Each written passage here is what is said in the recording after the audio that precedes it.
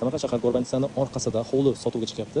Общий sotug'i 5,5 sotuq, hujjatlar 2 ga bo'lingan. Bittasi 2,7 sotuq, bittasi 2,8 sotuq bo'lyapti. Fasadimiz 20 metrga 13-14 metr bo'lyapti. Orqasiga ham ko'cha mavjud. Orqasi ham xuddi shunaqa, fasadi 20 metr, uzunligi 13 metr. Chiroyli imorat qilsa bo'ladi. Ichkarilari mana shunaqa holatda bo'lyapti. Hovlini buzib qaytadan qiladigan hujjatlari alohida qilingan. O'rtasidan shundoq bo'lib berilgan.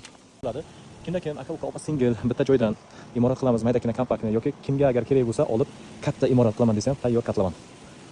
Hovlimiz pastga joylashgan, bemalol tayyor kotlovan qilib qo'yilgan. Orqasi yana ham bundan ham pastlik, hozir orqasini ham ko'rsatib o'taman. Orqasidan ham nima qilsa bo'ladi. Ko'chalari keng, tinch, spalni rayon, gaz, svet, suv muammosi yo'q, kanalizatsiya bor. Kimga agar qiziq bo'lsa, pastda raqamni qoldiraman, bemalol telefon qilib aloqaga chiqinglar. Bizlarni ko'p ko'rmaslik uchun videoga bitta like va bitta subscribe chiqasin. Orqa tomoni ham bemalol ko'chalari keng. Mana bu tomonimizda yangi imoratlar qilingan, yangi townhouselar, yangi qo'shnilar. Ana shu yerdan bo'lyapti, mana shu yergacha bo'lyapti, 20 metr fasadi.